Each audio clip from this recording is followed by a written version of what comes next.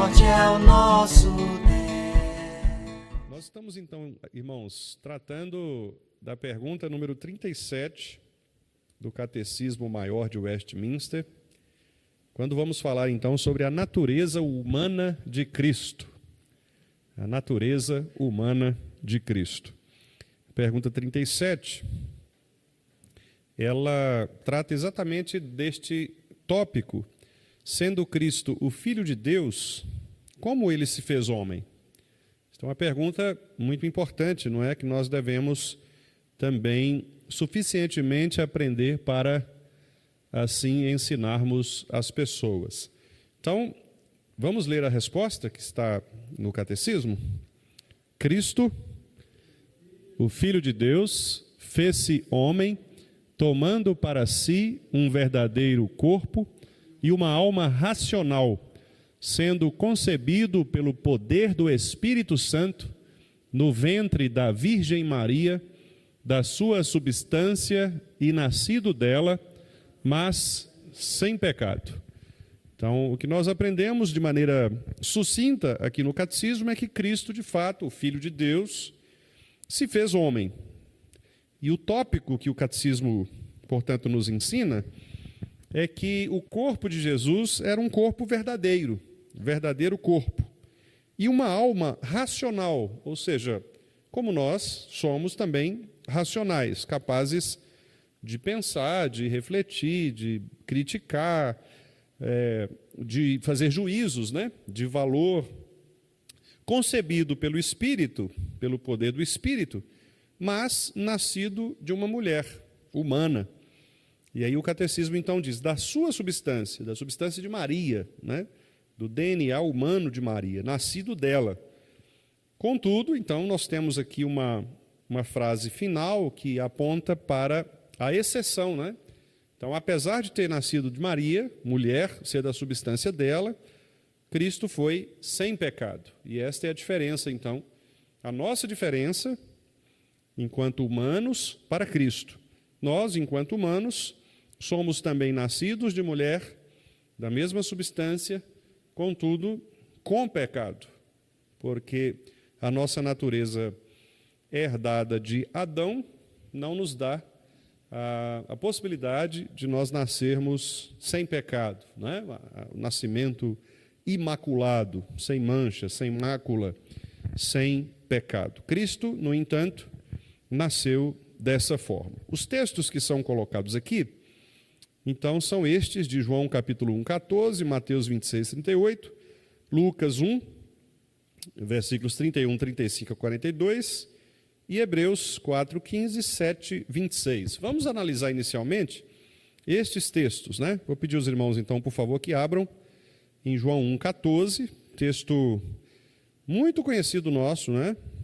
Sabemos recitá-lo de cor. João 1,14, o capítulo 1 de João, especialmente no início, é uma declaração da humanidade de Jesus, bem como também da sua divindade. Esse Cristo que era o verbo que estava com Deus, o verbo que era Deus, ele estava desde o princípio com Deus, criou todas as coisas com Deus, é o dono da vida, a vida estava nele, a vida pertence a ele, esta vida era a luz dos homens, e este Deus, então, agora se fez carne e habitou entre nós. Vamos ler? João 1, 14. E o Verbo se fez carne e habitou entre nós, cheio de graça e de verdade, e vimos a sua glória, glória como do unigênito do Pai. Então, este Senhor eterno, ele toma para si a natureza, o corpo e a alma humanos. E então, ele agora assume esta natureza de ser verdadeiramente homem, sem pecado, né? Então, esse é o ponto aqui que nós queremos destacar. O Deus que era o Verbo, que criou todas as coisas, dono da vida, agora ele se torna o Deus encarnado, habita entre nós, cheio de graça e de verdade. Aqui na Bíblia da Herança Reformada tem um trecho bem interessante que é compilado, né, pelos editores, e eu gostaria de fazer a leitura aqui de um pedacinho desse texto. Diz assim: João apresenta o Filho de Deus como o Verbo, que existe desde toda a eternidade e existia já antes da criação, estando com Deus, como pessoa distinta da Trindade, sendo Ele mesmo Deus. Então, ele diz simplesmente, entre aspas, o Verbo se fez carne e habitou entre nós. Por isso, os teólogos falam da encarnação do eterno Filho de Deus. E João acrescenta, vimos a sua glória, glória como do unigênito do Pai. João sabe que todo cristão é um filho de Deus por adoção, por causa de Cristo, mas que apenas Cristo é o Filho eterno e natural de Deus. A igreja precisou de muitos séculos para entender todas as implicações da encarnação. Por fim, os teólogos ortodoxos concluíram que precisamos afirmar igualmente que Cristo é Deus e que Cristo é homem. Diminuir a natureza de um ou de outro resulta em erro mortal. Essas duas naturezas existem em uma pessoa, o qual, embora seja Deus e homem, não é dois, mas um só Cristo. Essa é uma citação do credo atanasiano. E eles concluem assim: como Deus, Cristo é mais poderoso do que todas as criaturas. Ele contou com o poder da sua divindade para suportar o peso da ira de Deus. Como homem, ele é um com aqueles pelos quais entregou sua vida. E aí ele cita o texto de Hebreus 2. Em todas as coisas se tornou semelhante aos irmãos. Foi ele tentado em todas as coisas, a nossa semelhança, mas sem pecado. Que é o texto de Hebreus 4,15, que nós vamos ler também daqui a pouquinho. Na mesma natureza humana que pecou, Cristo fez o sacrifício pelo pecado. Portanto, foi necessário ser Cristo, tanto Deus quanto homem. Quando Cristo assumiu nossa natureza, a partir da carne e do sangue da Virgem Maria, ele lhe conferiu grande honra. Na ascensão de Cristo, essa mesma natureza humana foi elevada para o céu como promessa certa de que ele, em seu devido tempo, levará todos os seus filhos para estarem com ele. Então, reparem que o argumento principal, né, da teologia reformada é de que Cristo é Deus, da mesma substância do Pai, nós já falamos sobre isso, inclusive em perguntas anteriores, com todo o seu poder, com toda a sua glória, com toda a sua majestade, o seu domínio sobre todas as coisas, mas ele, Cristo, também se tornou homem, assumiu a natureza humana, para que por meio dessa natureza humana ele pudesse, sobretudo, representar a natureza humana quando no pagamento pelos pecados. Então, essa, inclusive, é a resposta da pergunta seguinte, que nós, com a graça de Deus, trataremos no próximo estudo, né? Por que Cristo precisava ser homem? Por que o mediador precisava ser homem? E esta é a resposta, porque ele precisava representar de maneira eficaz os homens. Então, se ele fosse apenas Deus, ele não experimentaria da natureza humana. Portanto, ele não representaria a natureza humana. Se ele fosse só homem, ele não seria capaz de pagar, de suportar o preço, o pagamento, o peso da ira de Deus. Portanto, ele precisava ser Deus e homem. Neste ponto aqui, é o que nós estamos, então, defendendo, né, com os nossos irmãos de Westminster, que, de fato, Cristo, o Filho de Deus, ele se tornou homem. Portanto, ele se encarnou. De que maneira? Ele tomou para si um corpo humano, uma alma racional, foi então concebido pelo poder do Espírito em Maria, ele assumiu a natureza, a substância de Maria, o DNA humano, mas sem pecado. Vamos ver o segundo texto que está colocado ali, irmãos? Mateus 26, 38. Mateus 26, 38.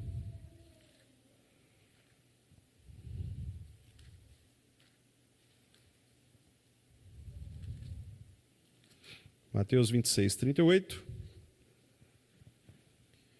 Aqui é um texto, né, que mostra um dos aspectos da natureza humana de Jesus, né, a manifestação das emoções, e nesse caso aqui, uma manifestação de tristeza, né, mostrando que Cristo ele tinha os mesmos sentimentos que nós humanos temos. Ele se entristeceu, se sentiu sozinho, né? E precisava de um apoio, de um consolo ali nesse momento de dor, no momento em que ele estava pronto para ser entregue, né, à morte. Vamos ler então Mateus 26, 38. Então lhes disse: a minha alma está profundamente triste até a morte. Ficai aqui e vigiai comigo. Então, claramente, o que o evangelista quer destacar é esta humanidade de Jesus, né? Deus jamais teria o sentimento de tristeza, porque as paixões em Deus, elas não existem, né? Deus não se alterna. Nós aqui, às vezes, criamos na nossa cabeça, por uma questão didática, esta ideia de que Deus ele fica triste, ele fica alegre. Geralmente nós falamos com as crianças: Deus vai ficar triste com você, né? Papai do céu fica triste. No entanto, esta paixão, esta alternância de paixões, ela não existe em Deus. Deus é perfeito em todas as coisas, em todas as suas perfeições. Mas, enquanto seres humanos que somos, nós, de maneira didática, nós nos expressamos com relação ao ser de Deus com os mesmos sentimentos que nós, porventura, também experimentamos. No caso de Cristo, sendo ele homem, ele manifestava e manifestou os mesmos sentimentos de um homem, de um ser humano. Por isso, a tristeza em Jesus não é uma tristeza em Deus, é uma tristeza na natureza humana de Cristo. Então, ele se entristeceu mesmo, enquanto homem, e ele experimentou a tristeza. E por isso, né, diz o escritor aos Hebreus, ele é exatamente poderoso para nos representar, para ser o nosso sacerdote, exatamente porque ele sabe o que é sofrer, ele sabe o que é estar triste, ele sabe o que significa perder, né, ser ofendido, ser perseguido, etc. Então, é este o ponto do versículo 38 de Mateus 26.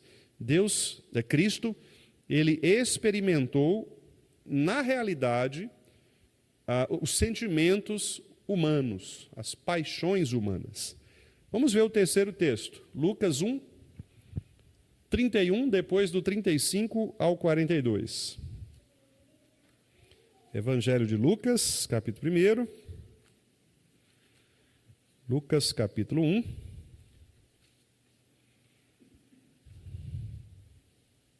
Primeiro versículo 35, perdão, o versículo 31, depois nós pulamos para o 35 ao 42. Vamos ver o Lucas 1, 31. Vamos ler. Eis que conceberás e darás à luz um filho, a quem chamarás pelo nome de Jesus. Então, aqui, obviamente, a ideia do texto é mostrar que Cristo veio mesmo de uma mulher, não é? De Maria. Uma mulher, um ser humano. E, por isso, a natureza de Cristo, como diz lá o texto do catecismo, né? Da sua substância e nascido dela. Então, esse é um mistério da encarnação. Ele foi gerado pelo Espírito Santo, mas nascido de um ser humano, nascido de uma mulher.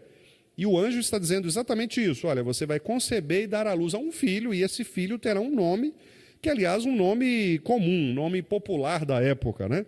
O nome Jesus. Não havia nada especialmente nessa nomeação, a não ser o fato de que esse Jesus, que agora nascia do ventre de uma mulher, havia sido gerado pelo Espírito Santo. Então, aqui estava o milagre envolvido por trás do nascimento de Jesus, né, da encarnação de Jesus. Agora vamos ler do 35 ao 42, um trecho um pouco maior, para mostrar essa narrativa, né, e e a similaridade, inclusive, com Isabel, também aí a parente, né, de Maria. Vamos ver?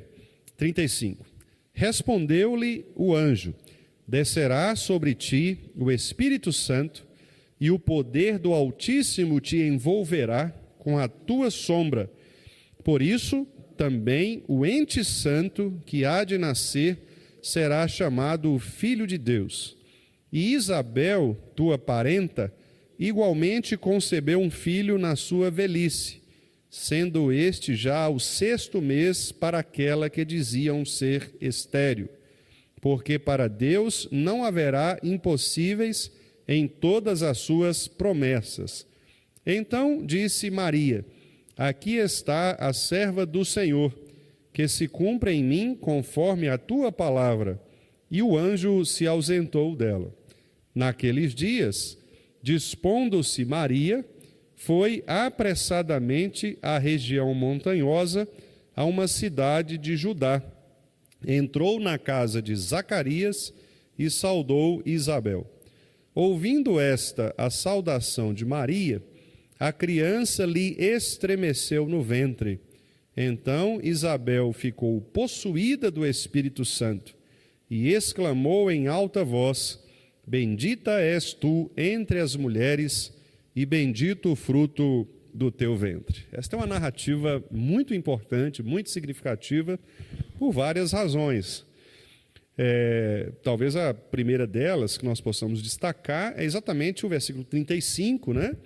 Que mostra que a descida do Espírito Santo em Maria é exatamente para dar a ela o poder de nascer ou de gerar o Cristo Jesus, o Filho de Deus. Repare que no versículo 35 diz assim, que é este ente santo que há de nascer será chamado Filho de Deus.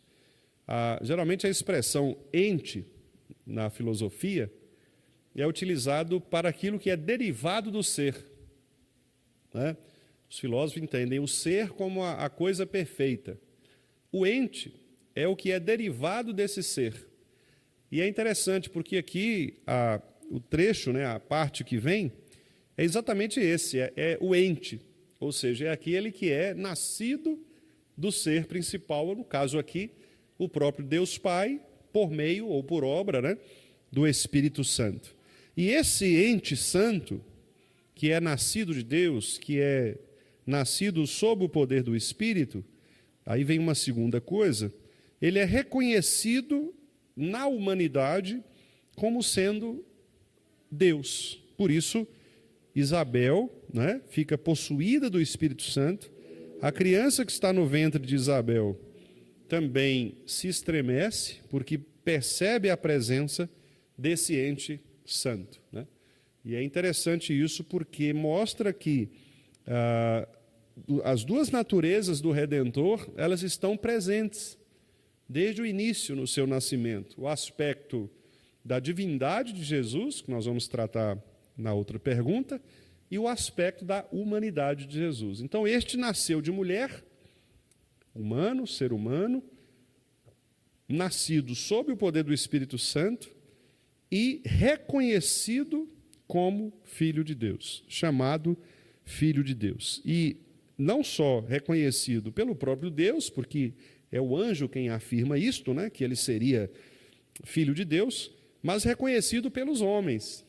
Então, esse trecho é muito interessante, porque mostra exatamente esta junção das duas naturezas, embora elas não se confundam, né? Nós temos as duas naturezas distintas, perceptíveis, no entanto, as duas naturezas elas completam o ser de Jesus Cristo. Ele não poderia deixar de ser nenhuma coisa nem outra. E é por isso que muitas vezes no Evangelho nós vamos ver Cristo manifestando essas suas duas naturezas, né? Ora agindo como Deus, ora agindo como homem, mas ao mesmo tempo sendo um só Cristo, como foi a leitura do credo atanasiano que eu fiz aqui no trechinho, né, da Bíblia da Herança Reformada, que diz exatamente isso, que ele não se torna dois Cristos por ter duas naturezas, ele é um só Cristo, que manifesta a sua divindade e manifesta também a sua humanidade. Mas deixe-me fazer aqui, irmãos, apenas um deslocamento, uma digressão aqui, um parênteses, porque o versículo 37 é um versículo que é muito citado, né, em algumas ocasiões, por pessoas que advogam a ação miraculosa de Deus ainda nos dias de hoje, né? Sempre que nós vamos, talvez, falar alguma coisa para alguém, a gente diz, porque para Deus não haverá impossíveis, né? Mas a gente se esquece de que esta palavra é uma palavra específica para essa situação e além disso, é uma palavra que diz em todas as suas promessas. Então, isso é muito importante porque, às vezes, nós queremos atribuir a Deus algo que Ele deva fazer, quando, na verdade, Ele não prometeu fazer aquilo, né? Por exemplo, Deus nunca prometeu nos dar riquezas materiais, por exemplo. Então, quando a teologia da prosperidade ela exige de Deus, né, dizendo, por exemplo, eu determino, eu exijo, e a pessoa usa esta ideia como aquele que vai fazer o impossível acontecer, né, na verdade, ela está mentindo em relação à palavra, porque Deus não prometeu isto. Deus prometeu nos sustentar, isto é verdade, mas não nos prometeu dar riquezas materiais, né? Se fosse assim, todo cristão deveria ser rico, né? Mas nós sabemos, na própria palavra de Deus, na própria Bíblia, há pessoas que eram pobres, inclusive o próprio Jesus, que nasce em meio à pobreza, né? Então, temos que ter cuidado para não usarmos textos da Bíblia que sejam desligados, né, desconectados dos seus contextos. Deus, Ele se obriga a cumprir tudo aquilo que Ele prometeu. Então, se Ele prometeu, pode ter certeza de que Ele vai cumprir. Mas coisas que Ele não prometeu e que às vezes nós criamos na nossa cabeça e queremos exigir de Deus, isto Ele não tem obrigação nenhuma de cumprir. Ele fará se quiser, né? Então é muito importante isso. Sim, para Ele não é impossíveis, mas ao mesmo tempo Deus não quebra suas próprias regras, né? Deus não viola seu próprio ser. Então Ele fará tudo aquilo que é de acordo com a sua vontade, com o seu decreto. E de fato, tudo aquilo que está no decreto de Deus, nas promessas de Deus, são mesmo possíveis a Deus e impossíveis a nós, né? Então, só esse parêntese aí, porque às vezes a gente vê esse texto sendo muito mal citado, né, e mal interpretado no nosso contexto evangélico brasileiro. Hebreus, aí nós temos dois textos, primeiro 4:15 e depois 7:26. Vamos lá, Hebreus 4:15.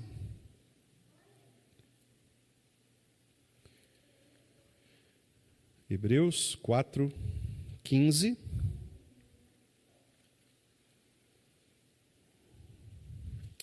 Leiamos.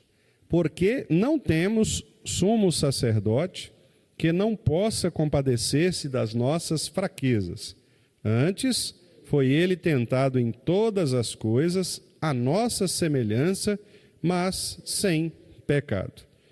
Então, aqui nós temos, né, a afirmação de que, de fato, Jesus Cristo ele foi tentado como homem, como nós somos, como os seres humanos são tentados.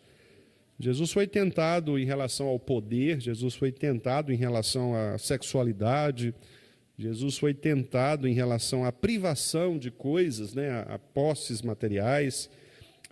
Naquela tentação que está registrada em Mateus 4, né, quando ele é levado para o deserto para ser tentado, levado pelo Espírito Santo, né, para ser tentado no deserto, e o diabo lhe aparece ali, o diabo trabalha exatamente essas perspectivas, né?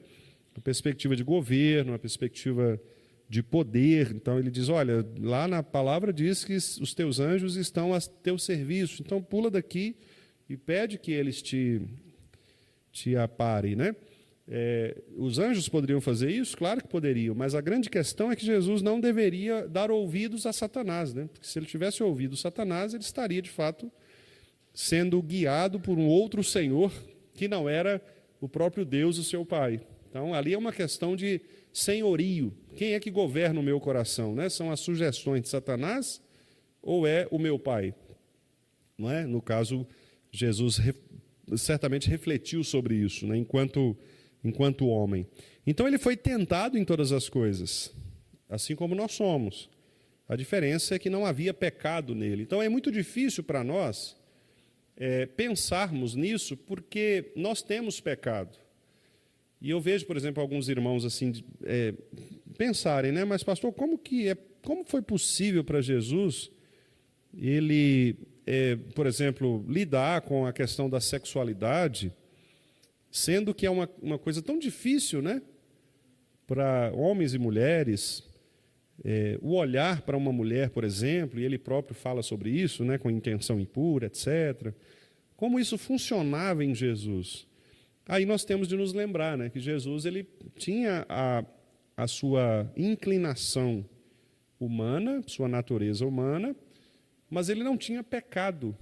Então, a mente de Jesus, embora humana, ela não considerava o aspecto do pecado. Né? Então, por exemplo, a ira. Vamos pegar a ira como exemplo. Nós somos, quando você é incitado à ira, alguém te provoca a ira, por exemplo, a natureza caída do nosso coração, ela já nos inclina a uma reação pecaminosa. Isso não acontecia em Jesus. Então, para nós que já somos pecadores, que somos gerados em pecado, Jesus não foi gerado em pecado, né? Para nós que somos pecadores, nós não conseguimos imaginar como isso funcionava em Cristo. Porque a nossa mente já é uma mente pecaminosa. A gente já nasce em pecado, compreende? Então, a gente não consegue pensar, porque a nossa mente é limitada já. Já é uma mente corrompida, já é uma mente distorcida. Então, mesmo que a gente queira pensar o mais corretamente possível, mesmo que a gente pense o mais certamente possível, de acordo com a Bíblia, ainda assim nós somos corrompidos pelo pecado. Então, em algum lugar, em algum momento, a nossa cabeça se desvia do verdadeiro sentido, né? Do verdadeiro conceito. Não era o caso de Jesus. Então, Jesus sabia exatamente o que era a justiça perfeita, Jesus sabia exatamente o que era a beleza perfeita. Eu vou dar um exemplo, né? A questão de olhar para uma mulher com intenção impura, por exemplo. Nós, enquanto pecadores, talvez quando nós olhamos para uma mulher, aí eu falo enquanto homem, né? Olhando para uma mulher, nós não temos, como Jesus tinha, a capacidade de olhar para uma mulher de maneira a ver, por exemplo, nela a beleza, sem associar necessariamente esta beleza ao pecado. Então, um homem, por exemplo, que olha para uma mulher seminua, por exemplo, naturalmente, por causa da inclinação do pecado, ele terá uma percepção diferenciada, porque o pecado vai induzi-lo ou conduzi-lo a isso. Por isso que é muito perigoso no âmbito da igreja, por exemplo, nós não termos cuidado em relação a isso, né? Por exemplo, nas vestimentas das nossas irmãs, né? Especialmente as mais novas, as mais jovens, adolescentes, jovens. Então, se uma mulher, por exemplo, ela veste uma roupa que seja muito provocante, que acentue a sensualidade, por exemplo, o que ela está fazendo? Ela está, na verdade, contribuindo para que essa natureza caída do homem possa ser tentada por esta área e, assim, sujeito à queda. No caso de Jesus, não havia esse pensamento inclinado ao pecado. Não é? Jesus não foi concebido em pecado. Então, por isso, talvez ele pudesse olhar para uma mulher que estivesse numa situação vulnerável, sem, por exemplo, considerar a possibilidade de usar aquela mulher como um objeto, como algum desejo, algo desse tipo, né? O que nós não somos capazes. Então, às vezes, eu estou falando isso por quê? Porque às vezes eu vejo assim, muitas boas intenções de algumas pessoas, né, de fazerem trabalhos evangelísticos, por exemplo, em áreas de risco. Então, eu já vi, por exemplo, gente que vai fazer evangelismo em áreas de prostituição, por exemplo. Não é? Pessoas têm um grupo de homens ali que sai de madrugada na rua para ir em algumas áreas de prostituição. Então, estas pessoas, quase sempre mulheres, né? Há homens também que se prostituem, mas, infelizmente, a grande maioria que a gente conhece é de mulheres. Essas pessoas precisam do Evangelho? Claro que precisam. Deve haver pessoas para pregar a estas mulheres? Claro que sim. Esse não é o ponto. A questão é como alcançar essas mulheres de modo a não também ser tentado pelo pecado. E isso é muito difícil, porque quando homens se aproximam dessas mulheres, estando elas vestidas como prostitutas, naturalmente, por mais que ele se disfarça, né, de qualquer tipo de intenção, e nós devemos até acreditar que há mesmo intenções puras ali, mas ele está muito exposto a uma tentação. E esse é o grande problema, né? De nós buscarmos evangelizar pessoas em situações vulneráveis como essa, né? Eu estou citando aqui o caso da sexualidade porque é uma área mais complexa, né? Uma área que geralmente traz muitos problemas para nós. Mas não é só a sexualidade, poderia ser uma outra área. Poderia estar relacionado, por exemplo, à questão das drogas, poderia estar relacionado à questão, por exemplo, do dinheiro. Então, por exemplo, de que maneira um evangélico, um crente verdadeiro, ele pode, por exemplo, fazer parte de um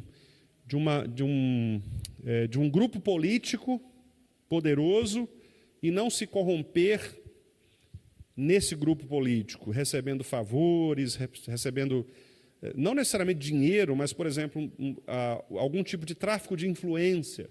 Então, você não precisa necessariamente receber o dinheiro, mas o fato de você pertencer àquele grupo te dá, por exemplo, acesso a situações que você não teria se você não fizesse parte daquele grupo. Então, são os favores, né, os benefícios políticos, etc. Então, como é que o crente ele participa disso sem entrar na tentação de usar estas coisas como ídolos do seu coração? Percebe? Então, esse é o grande ponto.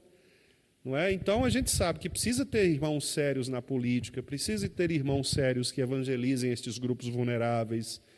Mas a grande questão é como fazer isso. No caso de Jesus, ele entrava em contato com prostitutas, entrava em contato com mercenários, com ladrões, mas Jesus ele não se corrompia com estas pessoas. Então, isso é interessante, porque a gente vê às vezes as igrejas querendo fazer trabalhos sociais nesse aspecto, né, de alcançar esses grupos, mas sem qualquer tipo de preparação prévia.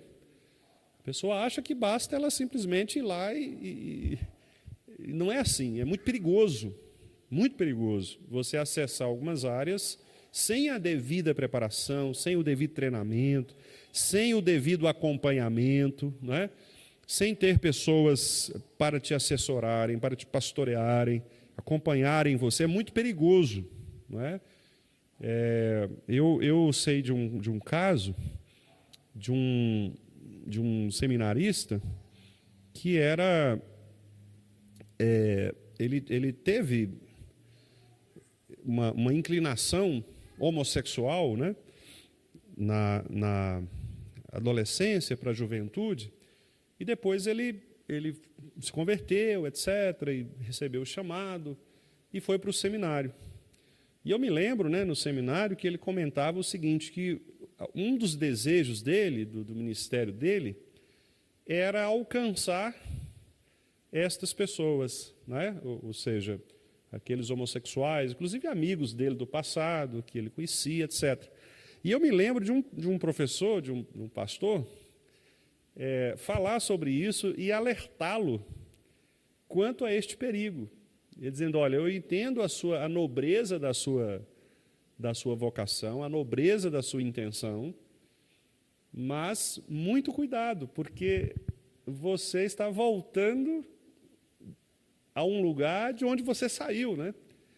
Então, é muito difícil essa relação, né? De você não ser novamente tentado a, quem sabe, voltar àquelas práticas, sendo que você tem a sua natureza corrompida. Aí os irmãos podem pensar, pastor, mas ele não converteu, não é uma nova criatura. Sim, irmãos, mas nós continuamos pecadores, né? Nós somos refeitos, nós nascemos de novo. Quem domina o nosso coração agora não é mais o ídolo do pecado, mas nós continuamos pecadores. Então, uma pessoa que luta, por exemplo, contra uma atração por pessoa do mesmo sexo, mesmo convertida, ela terá que lutar contra isso por muito tempo, talvez durante sua vida toda.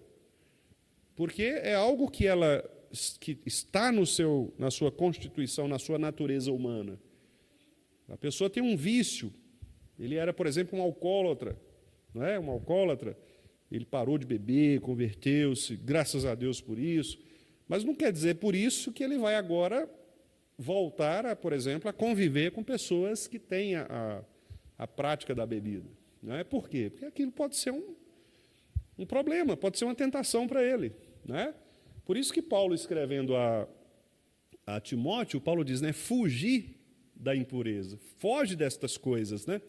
Paulo fala. Por que foge destas coisas? Ora, porque tudo aquilo que pode causar para nós dano ou nos atrair para o pecado, nós temos que sair fora, correr mesmo. Né? Não é você, não, eu vou até ali que eu consigo, tal. Não, foge. Estas coisas não devem sequer estarem próximas de nós, porque podem ser problemas para nós. Né? Então, repito, devemos alcançar essas pessoas, devemos evangelizá-las, devemos estar ou ter pessoas ali dentro para esses ministérios? Claro que sim, eu penso que sim. Mas desde que haja treinamento, pastoreio, uma estratégia específica, não é? Para que nós evitemos todo tipo de possibilidade de queda em pecado. Jesus não tinha esse problema, ele foi gerado sem pecado, portanto, a natureza de Jesus ela não era inclinada ao pecado como a nossa natureza é. Pois não, Pedro?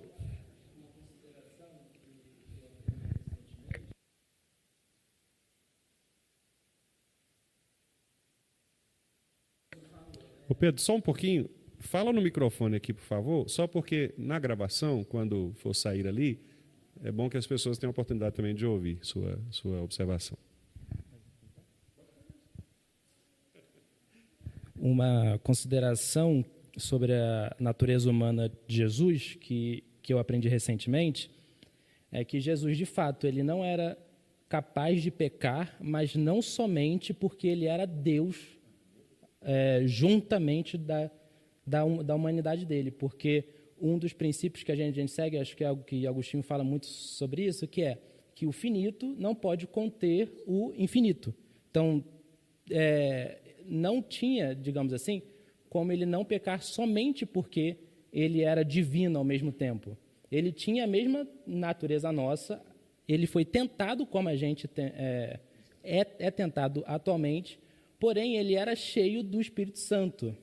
E essa é a principal diferença que a gente deve analisar quando a gente quer ser mais parecido com Jesus Cristo. Porque muitas vezes na nossa santificação, que é o processo de nos tornarmos mais parecidos com Jesus, isso é falho. Porque a gente, lembrando da tentação de Jesus, a gente vê que ele foi batizado, o Espírito Santo desceu sobre ele, ele foi literalmente banhado, ele estava cheio do Espírito Santo. E como o Senhor falou, o próprio Espírito levou ele para o deserto para ser tentado. Era como se fosse a prova humana final dele. Passa 40 dias aqui, em extrema necessidade, e agora é a tua vez. E ele, por estar cheio do Espírito Santo, por buscar isso, né, desde a sua infância, desde o ventre, ele ser gerado pelo Espírito, ele foi capaz, coisa que a gente não consegue. Né? Então, é importante. Né? Há pessoas, claro, que são capazes de ir até esses locais que há uma escassez do Evangelho, porém há essa necessidade extrema de se analisar essa pessoa, o porquê que ela quer. Então, é mais um lembrete para a gente lembrar que há uma necessidade extrema da gente ser preenchido pelo Espírito Santo, né? Então, acho importante a gente pensar assim, como Jesus foi, né? Obrigado, Pedro. Isso mesmo. E aí a gente se lembra imediatamente do texto de Romanos 6, né? Porque em Romanos 6, o que o Pedro disse aqui, está muito bem ilustrado por Paulo, né? Porque Paulo diz assim, olha, nós somos pecadores, mas nós podemos não pecar. Como que nós podemos não pecar? Por meio da ação do Espírito Santo. Quer dizer, à medida que você diminui o ímpeto da carne e eleva o Espírito Santo em você, não é? Naturalmente você se inclina para a santidade, para a santificação. Emanuel, leva ali para mim, por favor, Kleber, para ele o microfone, para ficar, porque aí dá para todo mundo ouvir.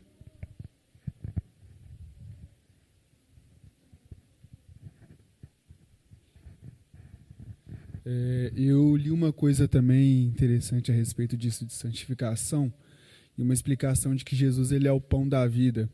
E quando nós nos alimentamos desse pão, não quer dizer que nós não vamos mais sentir aquela necessidade de pecar, aquele desejo do pecado, mas por estarmos alimentados, nós conseguimos distinguir uma necessidade de um desejo. E aí a gente consegue distinguir pelo poder do Espírito Santo e por já estar saciado, a gente consegue negar esse desejo que não é uma necessidade para a vida. Né?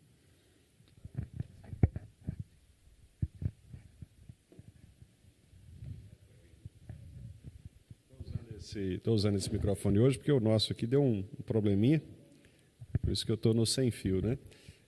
Meus irmãos podem ficar à vontade. Eu estou levando o microfone porque aí na gravação, né? Os irmãos que acompanham depois podem ouvir as perguntas, os comentários dos irmãos. Vamos então ler o último texto, Hebreus 7, 26. Hebreus 7, 26. Vamos ler também 26 e 27. Ok? Hebreus 7, 26 e 27. Vamos lá, vamos ler juntos. Com efeito, nos convinha um sumo sacerdote como este, santo, inculpável, sem mácula, separado dos pecadores e feito mais alto do que os céus, que não tem necessidade, como os sumos sacerdotes, de oferecer todos os dias sacrifícios, primeiro por seus próprios pecados, depois pelos do povo, porque fez isto uma vez por todas, quando a si mesmo se ofereceu. Interessante esse texto, né? Esse é um dos argumentos do escritor aos Hebreus para mostrar que o ministério cristão é superior ao ministério judaico, porque no ministério judaico, os sacerdotes precisavam oferecer os sacrifícios várias vezes, né? Ao longo do ano. E não era o seu próprio sangue, era sangue de animais. No caso do cristianismo, não. É uma pessoa, não é um animal, é uma pessoa que oferece o seu próprio sangue, e não o sangue de outrem, e faz isso de uma vez por todas, né? Então, esse é o argumento que o escritor aos Hebreus falou. O cristianismo é muito melhor do que o judaísmo. Porque no judaísmo, embora tivesse toda essa figura de sacrifício, etc., no cristianismo ele é mais completo. Na verdade, ele é perfeito, né? Porque é uma pessoa que se oferece voluntariamente, oferece seu próprio sangue, por isso o texto diz, né, ele não tem necessidade, como o sumo sacerdote, de oferecer todos os dias, por ele próprio, porque ele não tem pecado, então ele não precisa oferecer pelos seus próprios pecados, né? Mas ele fez isso de uma vez por todas, ou seja, oferecendo o seu próprio corpo, o seu próprio sangue, quando a si mesmo se ofereceu voluntariamente. E aí o texto do versículo 26, que é o que o Catecismo Maior traz ali com destaque, é para mostrar o seguinte, que certamente, né, a expressão com efeito significa certamente, não é? Certamente, nós precisávamos de um sumo sacerdote como este. Como? Santo, inculpável, sem mácula, separado dos pecadores e feito mais alto do que os céus. nós precisávamos de um representante, porque esse era o papel do sumo sacerdote, mas não um representante qualquer. Nós precisávamos de um representante que, sim, fosse Deus, mas, ao mesmo tempo, fosse homem, porque senão ele não nos representaria, como eu disse, né? Nós vamos ver isso na pergunta seguinte, na pergunta 38. Por que ele precisava ser homem? Esta é uma das razões, porque ele precisava nos representar. Não é? Se ele fosse Deus apenas, nós não estaríamos incluídos. Ele precisava passar pelo que nós passamos, ser tentado à nossa semelhança, né? Para que exatamente ele pudesse nos representar. E ele foi, como o Pedro disse ali, né?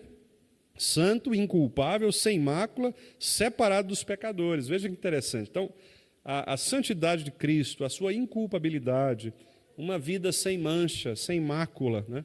O fato de ele não se misturar aos pecadores, e aí tem muito a ver com o Salmo 1, o justo do Salmo 1, aquele que não se assenta na roda dos escarnecedores, né? Que não anda no conselho dos ímpios, que não se detém. Esse justo, que é distinto dos perversos, este justo é este aqui, santo, inculpável, sem mácula, separado dos pecadores e feito mais alto do que os céus. Quer dizer, era exatamente necessário, e Cristo era este adequado, né, para o seu povo, exatamente por causa da sua pureza, da sua devoção a Deus, da sua obediência, pelo fato de ele não se apostatar, de não cultivar malignidade, né? Muito pelo contrário, Cristo era moralmente perfeito, porque nele habitava de modo perfeito o Espírito Santo, né? E isso faz toda a diferença. Então, meus irmãos, olha que interessante, né? Nós temos, então, aquele que é o Filho de Deus e que se encarnou, fez-se homem, habitou entre nós, cheio de glória, cheio de graça, cheio de verdade, nos revelou a glória do Pai, e por isso nós podemos crer de fato que ele era, sim, um verdadeiro homem, com uma alma pensante, uma alma racional, um homem como nós, nascido de mulher, contudo, sem pecado. Ele não pecou, e não pecou exatamente porque ele estava ali cheio do Espírito Santo, era perfeito nisso, né? E por essa razão ele pôde nos representar. Alguma consideração a mais? Eu falaria aqui sobre algumas características, né, da humanidade, mas eu vou deixar para o próximo estudo, porque em 10 minutos eu não vou conseguir fazer isso. Então eu prefiro acabar por aqui e depois eu quero dizer para os irmãos, quero falar para os irmãos no próximo estudo sobre algumas características e sentimentos humanos de Jesus, né? São vários, nós vamos ver alguns textos aqui. Por exemplo, ele sentiu sono, sofreu, indignou-se, compadeceu-se, amou, se alegrou, teve fome, sede, exerceu simpatia, foi tentado, né? Orou. Quer dizer, são todas características próprias dos sentimentos humanos, né? Da nossa humanidade. Esteve sujeito às leis ordinárias da natureza, assim como nós, né? Nascido de mulher, como nós já falamos. O seu corpo tinha elementos humanos, corpo e alma, como nós temos.